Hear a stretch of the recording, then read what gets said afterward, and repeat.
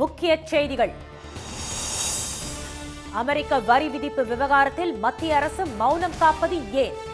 நண்பர் டிரம்பிடம் பிரதமர் மோடி விவாதித்தாரா என காங்கிரஸ் கேள்வி. அமெரிக்க அரசின் கெடுபிடியால் 1 லட்சத்திற்கும் மேற்பட்ட இந்தியர்கள் வெளியேறும் அபாயம். வேறு நாடுகளுக்கு புலம்பெயர இளைஞர்கள் முடிவு. நாட்டு மக்களை நடுத்தெருவுக்கு கொண்டு வந்ததுதான் பாஜக அரசின் சாதனை. கடன்களை திருப்பி செலுத்த முடியாமல் பொதுமக்கள் தவிப்பதாக கார்கே குற்றச்சாட்டு. நகை கடத்திய கன்னட நடிகையின் வீட்டில் 5 கோடி ரூபாய் பறிமுதல். குருவியாக செயல்பட்ட ரன்யா ராவிடம் விசாரணை நடத்த அமலாக்கத்துறை முடிவு. வணக்கம். வணக்கம். இந்தியாவிலிருந்து இறக்குமதி செய்யப்படும் பொருட்களுக்கு கூடுதல் வரி விதிக்கப்படும் என அமெரிக்க அதிபர் கூறியிருப்பதற்கு மத்திய அரசு மௌனம் காப்பது ஏன் என காங்கிரஸ் கேள்வி எழுப்பியுள்ளது. கனடா, மெக்சிகோவை தொடர்ந்து அமெரிக்காவுக்கு அதிக வரி விதிக்கும் இந்தியா, சீனா, தென்கொரியா உள்ளிட்ட நாடுகள் மீது அடுத்த மாதம் 2ஆம் தேதி முதல் பரஸ்பர வரி விதிப்பு முறை அமலாகும் என்று ட்ரம்ப் அறிவித்துள்ளார். இதனால் அந்நாட்டுடனான ஏற்றுமதி பாதிக்கப்படும் அபாயம் உருவாகியுள்ளது. அமெரிக்க வாழ் இந்தியர்கள் பயன்படுத்தும் அரிசி, கோதுமை, மசாலா பொருட்கள் உள்ளிட்டவற்றின் விலை கடுமையாக உயரும் என்றும் பொருளாதார நிபுணர்கள் எச்சரித்துள்ளனர். இந்நிலையில் இந்த விவகாரத்தில் டிரம்பின் நண்பரான பிரதமர் திரு மோடி என்ன செய்ய போகிறார் என காங்கிரஸ் கேள்வி எழுப்பியுள்ளது. இந்திய வர்த்தகத்தையும் பொருளாதாரத்தையும் பாதிக்கும் விவகாரத்தில் மத்திய அரசு இதுவரை கருத்து ஏதும் கூறாதது ஏன் என வினவியுள்ள முன்னாள் அமைச்சர் திரு ஜெய்ராம் ரமேஷ், இந்த விவகாரத்தில் பாஜக அரசின் மௌனம் பல்வேறு கேள்விகளை எழுப்புவதாக சாடியுள்ளார். இதனிடையே அமெரிக்கா போரை விரும்பினால் நாங்களும் தயார் என வரி விதிப்பு விவகாரத்தில் ட்ரம்புக்கு சீனா பதிலடி கொடுத்துள்ளது. இதுகுறித்து அமெரிக்காவில் உள்ள சீன தூதரகம் அதன் எக்ஸ் பக்கத்தில் வெளியிட்டுள்ள பதிவில், ஃபென்டானில் விவகாரத்தில் அமெரிக்கா உண்மையிலேயே தீர்வு காண விரும்பினால் அதற்கு சரியான வழி மற்றவரை சமமாக நடத்துவதன் மூலம் சீனாவுடன் ஆலோசனை நடத்துவதே. ஆனால் அதற்கு பதிலாக ஒருவேளை அமெரிக்கா போரை விரும்பினால் அது வரி விதிப்பு போரோ, வர்த்தக போரோ அல்லது வேறு எந்த வகையான போராக இருந்தாலும் சரி, இறுதி வரை போராட தயார் என தெரிவித்துள்ளது. இதனிடையே சீன பொருட்கள் மீதான அமெரிக்காவின் வரி விதிப்புக்கு ஃபென்டானில் விவகாரம் ஒரு அற்புதமான சாக்கு என்று சீன வெளியுறவுத்துறை அமைச்சகம் தெரிவித்துள்ளது. ட்ரம்பின் கூடுதல் வரி விதிப்புகளுக்கான எதிர் நடவடிக்கையாக சீனாவுக்கு அமெரிக்கா ஏற்றுமதி செய்யும் பல்வேறு விவசாய பொருட்களுக்கு சீனா பதில் நடவடிக்கையாக கூடுதல் வரி விதித்துள்ளது. அதன்படி சோயாபீன்ஸ், சோளம், பால் பொருட்கள் மற்றும் மாட்டிறைச்சி போன்ற பொருட்களுக்கு 10% முதல் 15% கூடுதல் வரி விதிக்கப்படுவதாக சீன நிதியமைச்சகம் நேற்று முன்தினம் தெரிவித்துள்ளது. இந்நிலையில் கனடாவிலிருந்து இறக்குமதி செய்யப்படும் பொருட்களுக்கு 25% கூடுதல் வரி விதிக்கும் அமெரிக்காவின் முடிவை எதிர்த்து உலக வர்த்தக அமைப்பிடம் கனடா புகார் அளித்துள்ளது. அமெரிக்காவில் இருந்து 1 லட்சத்திற்கும் மேற்பட்ட இந்தியர்கள் தாமாக வெளியேறும் சூழ்நிலை உருவாகியுள்ளது பெரும் அதிர்ச்சியை ஏற்படுத்தியுள்ளது. இந்தியா, சீனா, மெக்சிகோ உட்பட பல்வேறு நாடுகளில் இருந்து ஏராளமானோர் எதிர்கால கனவுகளுடன் அமெரிக்காவுக்கு வேலை மற்றும் கல்விக்காக செல்கின்றனர். பின்னர் அவர்களில் கணிசமானோர் நிரந்தர குடியுரிமையும் பெற்று வந்தனர். ஆனால் அமெரிக்க குடியேற்ற விதிகளில் ட்ரம்ப் பொறுப்பேற்ற பின்னர் செய்யப்பட்டுள்ள மாற்றங்கள் புதிய சிக்கலை உருவாக்கியுள்ளது. அதன்படி H1B விசா வைத்திருப்பவர்களின் குழந்தைகள் மைனர்களாக அமெரிக்காவிற்கு குடிபெயர்ந்து 21 வயதை அடையும் நிலையில் அவர்கள் நாடு கடத்தப்படும் சூழல் உருவாகியுள்ளது. H4 சார்பு விசா வழங்கப்பட்ட அவர்கள் 21 வயதை எட்டிய பிறகு புதிய விசா நிலையை தேர்வு செய்ய 2 ஆண்டுகள் அவகாசம் அளிக்கப்பட்ட சலுகை நீதிமன்ற உத்தரவுகளாலும் திருத்தப்பட்ட விதிகளாலும் பெரும் குழப்பத்தை விளைவித்துள்ளது. இதனால் 1.34 லட்சம் இந்திய குழந்தைகள் அவர்களின் பெற்றோர் கிரீன் கார்டுகளை பெறுவதற்கு முன்பே சார்பு விசா நிலையை இழந்து அமெரிக்காவில் இருந்து தாமாக வெளியேறும் நிலைக்கு தள்ளப்பட்டுள்ளனர். பெற்றோரை சார்ந்து அமெரிக்காவில் தங்கியுள்ள 21 வயதை எட்டிய இந்திய இளைஞர்கள் தவித்து வரும் நிலையில் அவர்களில் பலரும் கனடா, இங்கிலாந்து உள்ளிட்ட நாடுகளுக்கு குடிபெயர்வது குறித்து பரிசீலித்து வருகின்றனர். சட்டவிரோதமாக குடியேறியவர்களை ராணுவ விமானத்தில் அனுப்பி வைத்தது போன்று இவர்கள் நடத்தப்பட மாட்டார்கள் என்றும், காலக்கெடு முடிவடைந்தவர்கள் அவர்களாக அமெரிக்காவில் இருந்து வெளியேற வாய்ப்பு வழங்கப்படும் என்றும் கூறப்படுகிறது. அமெரிக்காவில் H1B விசா பெற்றவர்கள் நிரந்தர குடியுரிமைக்கான கிரீன் கார்டு பெற 12 ஆண்டுகள் முதல் 100 ஆண்டுகள் வரை காத்திருக்க வேண்டிய நிலை உள்ளது என்பது குறிப்பிடத்தக்கது. நாட்டு மக்களை நடுத்தெருவுக்கு கொண்டு வந்ததுதான் பாஜக அரசின் பொருளாதார சாதனையாக உள்ளது என்று காங்கிரஸ் தலைவர் திரு மல்லிகார்ஜுன கார்கே கடுமையாக விமர்சித்துள்ளார். இந்திய பங்குச்சந்தை கடந்த 30 ஆண்டுகளில் இல்லாத வகையில் கடந்த 5 மாதங்களாக தொடர் சரிவை சந்தித்து வருகிறது. கடந்த வெள்ளிக்கிழமை மட்டும் ஒரே நாளில் முதலீட்டாளர்களுக்கு 9 லட்சம் கோடி ரூபாய் அளவுக்கு இழப்பு ஏற்பட்டது. மேலும் வங்கிகளில் நகைக்கடன் வழங்க போதிய நிதி ஒதுக்கப்படாததால் முழு தொகையையும் செலுத்தி நகையை திரும்ப பெற வலியுறுத்தப்படுகிறது. வங்கிகளின் இந்த புதிய நடைமுறை நடுத்தர மக்களிடையே பெரும் அதிர்ச்சியை ஏற்படுத்தியுள்ளது. இந்நிலையில் காங்கிரஸ் தலைவர் திரு கார்கே வெளியிட்டுள்ள எக்ஸ் வலைதள பதிவில் பொருளாதார வளர்ச்சியில் வறுமை, மந்தநிலை, திவால் ஆகியவைதான் மத்திய பாஜக அரசின் பெரும் சாதனையாக உள்ளது என விமர்சித்துள்ளார். வங்கிகளில் பெண்கள் வாங்கிய கடனில் 38% இருந்த நகைக்கடன் அளவு தற்போது ஒரே ஆண்டில் 71.3% உயர்ந்துவிட்டதாகவும் காங்கிரஸ் தலைவர் திரு கார்கே சுட்டிக்காட்டியுள்ளார். பெண்களின் தாலி உள்ளிட்ட தங்கத்தை பறித்து விடுவார்கள் என்று பாஜக பேசியது அவர்களின் ஆட்சியிலேயே உண்மையாகிவிட்டதாகவும் தற்போது அனைத்து நகைகளையும் அடகு வைக்கும் நிலைக்கு பெண்கள் தள்ளப்பட்டுள்ளதாகவும் அவர் விமர்சித்துள்ளார்.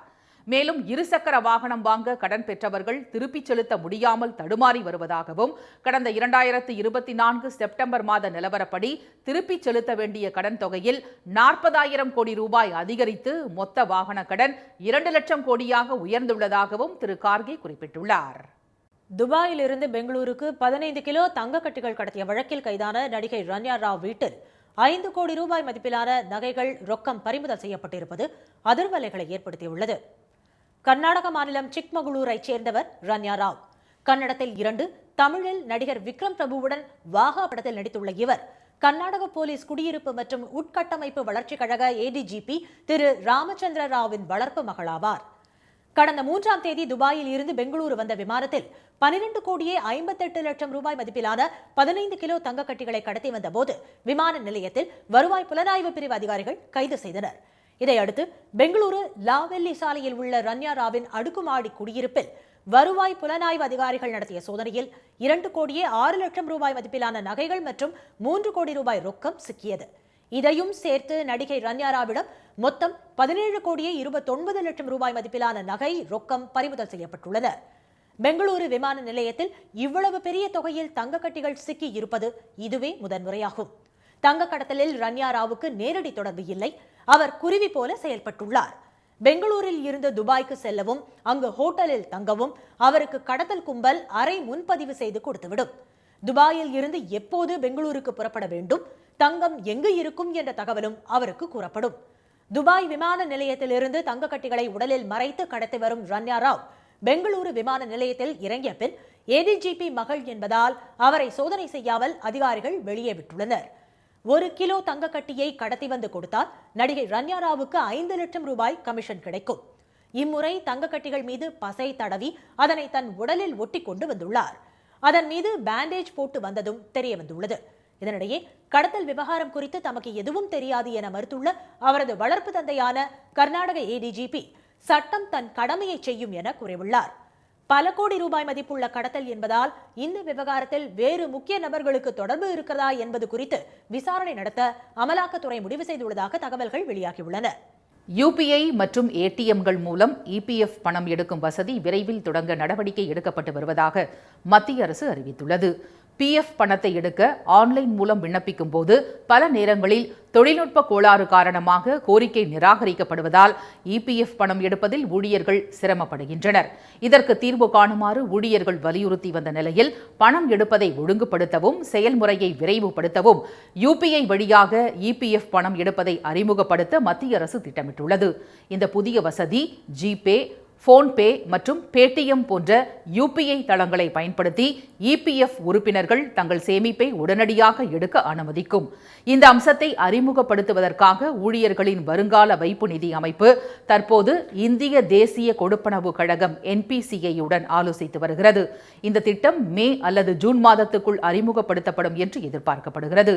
ATM பணம் எடுப்பது உட்பட EPFO 3.0 முயற்சி என்றும் இந்த ஆண்டு ஜூன் மாதத்துக்குள் செயல்படுத்தப்படும் என்று மத்திய தொழிலாளர் அமைச்சர் திரு மன்சுக் மாண்டவியா கடந்த ஜனவரி மாதம் அறிவித்திருந்தார்.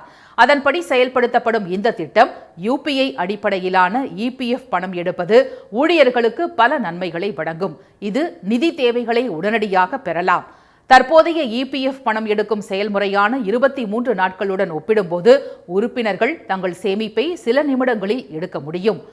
புதிய செயல்முறை வெளிப்படைத்தன்மையை மேம்படுத்தும். மேலும் EPFO 3.0 அறிமுகப்படுத்தப்பட்டதன் மூலம் சந்தாதாரர்கள் தங்கள் சேமிப்பை வழக்கமான வங்கிக் கணக்கை போலவே எடுக்க முடியும். இது ஊழியர்களுக்கு மேலும் வசதியாக இருக்கும். கோயில் வளாகத்தில் நடைபெறும் இசை நிகழ்வுகளில் சினிமா பாடல்கள் பாட உயர்நீதிமன்றம் தடை விதித்துள்ளது. கோயில் திருவிழாக்களின் போது கோயில் வளாகத்தில் இசை கச்சேரிகளை நடத்தும் போது சினிமா பாடல்கள் பாடப்படுவதை எதிர்த்தும் கவர்ச்சி பாடல்களுக்கு ஆபாசமாக நடனமாடுவதை எதிர்த்தும் புதுச்சேரியைச் சேர்ந்த வெங்கடேஷ் சௌரிராஜன் என்பவர் சென்னை உயர்நீதிமன்றத்தில் வழக்கு தொடர்ந்திருந்தார். அதில் புதுச்சேரி திருமலைராயன்பட்டினத்தில் உள்ள வீழி வரதராஜ பெருமாள் கோயில் திருவிழாவின் போது கோயில் வளாகத்திற்குள் இசை கச்சேரி நடத்தப்பட்டது. அதில் பக்தி பாடல்களை தவிர்த்து பக்திக்கு அப்பாற்பட்ட சினிமா பாடல்கள்தான் அதிகமாக பாடப்பட்டது. கோயிலுக்கு அறங்காவலர்களை முறையாக நியமித்து இருந்தால் இதுபோன்ற நிகழ்வுகள் கோயில் வளாகத்திற்குள் நடைபெறாது. எனவே கோயிலை நிர்வகிக்கும் நிர்வாகிகள் அல்லது பக்தர்கள் ஏற்பாடு செய்யும் கோயில் திருவிழா இசை கச்சேரிகளின் போது சினிமா பாடல்களை பாடக்கூடாது என்றும் ஆபாச பாடல்களுக்கு நடனமாடக்கூடாது என்றும் உத்தரவிட வேண்டும். அதுபோல புதுச்சேரி வீழி வரதராஜ பெருமாள் கோயிலுக்கு அறங்காவலர்களையும் உடனடியாக நியமிக்க உத்தரவிட வேண்டும் என கோரியிருந்தார். இந்த வழக்கை நேற்று விசாரித்த நீதிபதி திரு பரத சக்கரவர்த்தி, கோயில் திருவிழா நேரங்களில் இசை கச்சேரிகளை நடத்துவதாக இருந்தால் கண்டிப்பாக பக்தி பாடல்களை மட்டுமே பாட வேண்டும். சினிமா பாடல்களை பாடக்கூடாது. அதே போல ஆபாச நடனங்களையும் அனுமதிக்க கூடாது. அறங்காவலர்களை நியமிக்காமல் கோயில் நிர்வாகத்தை அறநிலையத்துறை நீண்ட நாட்களுக்கு தனது கையிலேயே வைத்திருக்க முடியாது. எனவே இந்த கோயிலுக்கு அறங்காவலர்களை நியமிக்கவும் அறநிலையத்துறை உரிய நடவடிக்கை எடுக்கவும் உத்தரவிட்டுள்ளார். சீர்காழி அருகே பாழையார் துறைமுக படகு தளத்தை கூடுதலாக விரிவாக்கம் செய்ய தமிழக அரசுக்கு மீனவர்கள் கோரிக்கை விடுத்துள்ளனர்.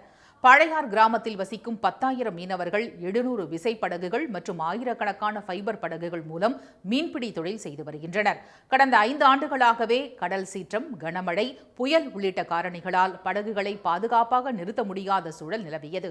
மீனவர்களின் கோரிக்கையை ஏற்று பக்கிங்காம் கால்வாயில் மீன்பிடி துறைமுக விரிவாக்கம் செய்வதற்காக 26 கோடி ரூபாய் மதிப்பீட்டில் புதிதாக படகு அணை மற்றும் தளம் அமைக்கும் பணிகள் நடைபெற்று வருகின்றன. இயற்கை பேரிடர் காலங்களில் படகுகளை நிறுத்த கூடுதலாக 500 மீட்டர் விரிவாக்கம் செய்து தர வேண்டும் என மீனவர்கள் கோரிக்கை வைத்துள்ளனர். பேரிடர் காலங்களில் தற்போது இருக்கும் சூழல் எங்களுக்கு ரொம்ப சிரமமாக உள்ளது. அந்த போட்டுகள்லாம் சிறப்பாக கட்டி நல்ல முறையில் நாங்கள் பாதுகாக்க வேண்டும் என்றால் ஒரு 500 மீட்டராவது அரசு எங்களுக்கு செய்து கொடுக்குமாறு அரசிடம் வேண்டுகோளாக வைக்கிறோம். மீனவர்கள் நலனை கருத்தில் கொண்டு படகு தளத்தை நாகை மீன்வளத்துறை அதிகாரிகள் பார்வையிட்டு பணிகளை துரிதப்படுத்தினர். கூடுதல் விரிவாக்கம் குறித்து தமிழக அரசுக்கு தெரிவித்து அதனையும் நிறைவேற்றி தருவதாக அவர்கள் தெரிவித்தனர். தஞ்சையில் இளநீர் விலை அதிகரித்துள்ளதால் அதனை வாங்கி உண்ண முடியாத நிலை ஏற்பட்டுள்ளதாக பொதுமக்கள் தெரிவித்துள்ளனர். தமிழ்நாட்டில் அண்மை காலமாக கோடை வெயிலின் தாக்கம் அதிகரித்துள்ளது. கொளுத்தும் வெயிலில் இருந்து தப்பிக்க இளநீர், நுங்கு, குளிர்பானங்கள் உள்ளிட்டவற்றை மக்கள் அதிக அளவில் வாங்கி குடிக்க தொடங்கியுள்ளனர். இந்நிலையில் ஒரத்தநாடு, பட்டுக்கோட்டை, பேராவூரணி பகுதிகளில் கொண்டு வரப்படும் இளநீர் அளவுக்கு தகுந்தாற்போல் 50 ரூபாய் வரை விற்பனை செய்யப்படுகிறது. ஆனால் அங்கு விற்கப்படும் பொள்ளாச்சி இளநீரின் விலை கடந்த ஆண்டை காட்டிலும் 30 ரூபாய் உயர்ந்து 60 ரூபாய்க்கு விற்கப்படுகிறது.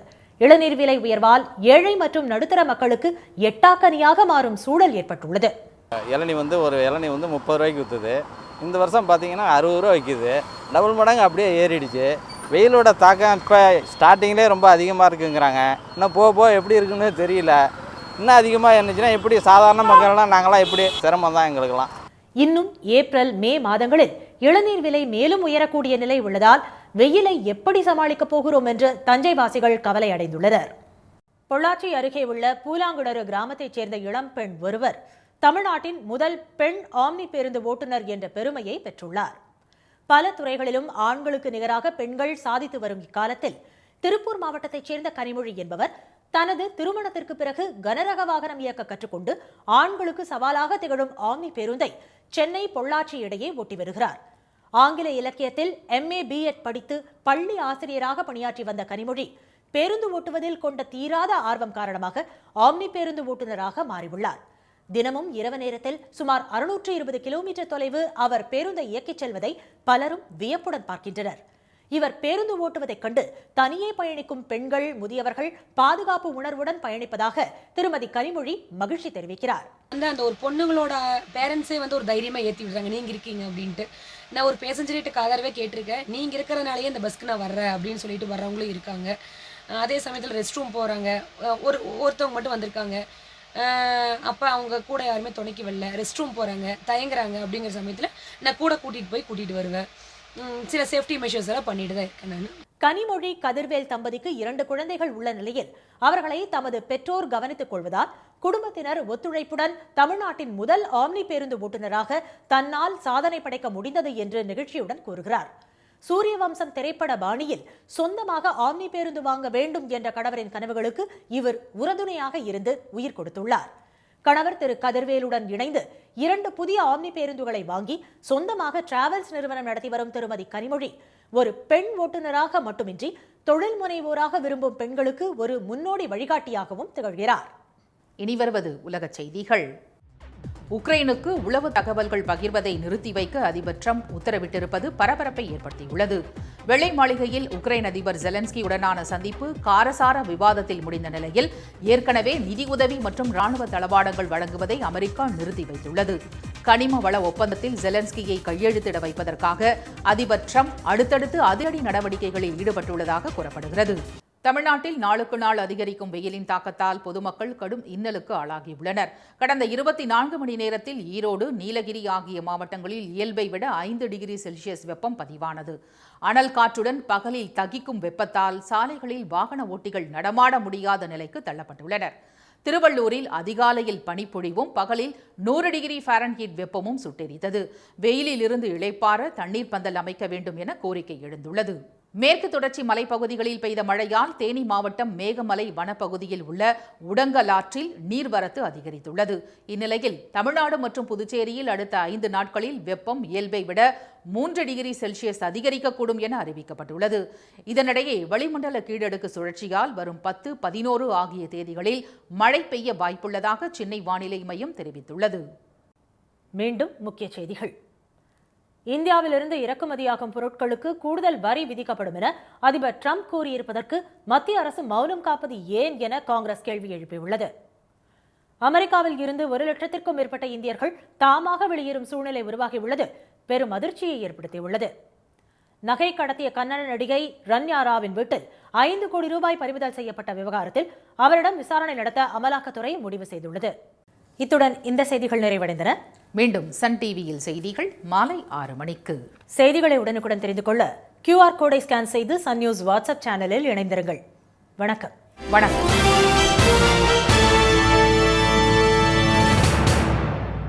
உடனுக்குடன் செய்திகளை தெரிந்து கொள்ள சன் நியூஸ் பெல் ஐகானை கிளிக் பண்ணுங்க.